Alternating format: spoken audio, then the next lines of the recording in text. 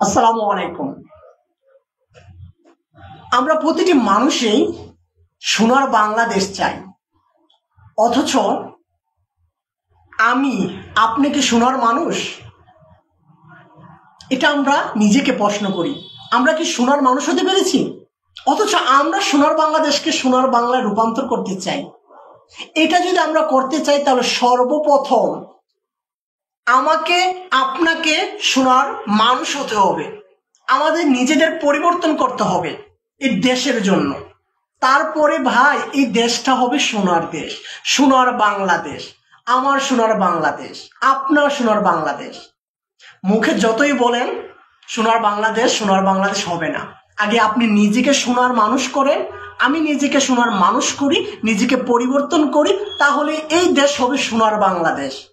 আর না তো কখনো এটা পসিবল হবে না। চেষ্টা করুন নিজেকে পরিবর্তন করার জন্য।